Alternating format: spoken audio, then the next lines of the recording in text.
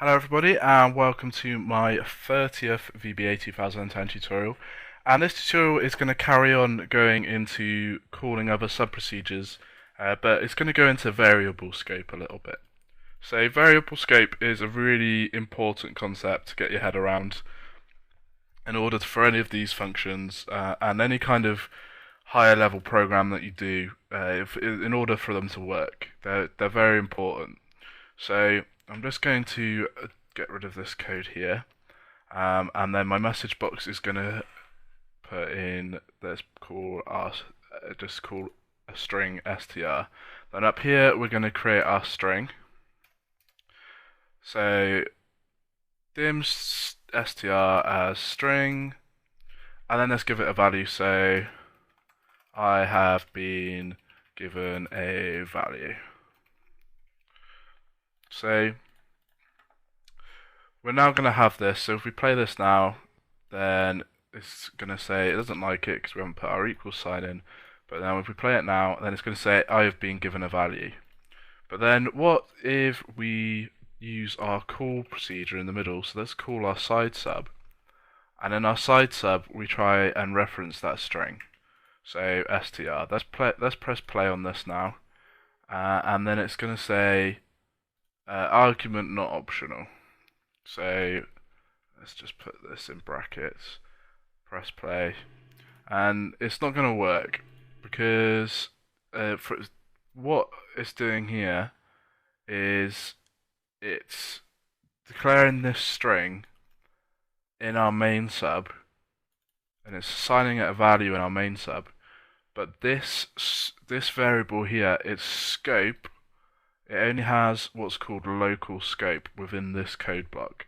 So you can only access this string within this, between this sub and the end of the sub. You can't actually access it in our side sub down here.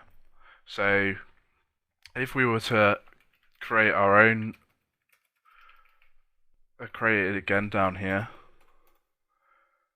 and then we press stop, and then let's just play this one again down here, then it's going to come through blank, and then it's going to come through as I've been given a value. So what it's doing is it's coming through here, it's creating a string, and it's got local scope within this sub procedure. It's giving that string a value, and then it's calling side sub, and then we're creating our string again, but this string only has scope within this sub. This string only has scope in this sub. So they're essentially two different strings. We might as well have called them different names, but because within memory they're stored both in separate places because they've both got different scope. So because we haven't given it a value in here, then it's just coming through as a blank in the message box. So if we put this string equal to something now, say I have been given a value inside sub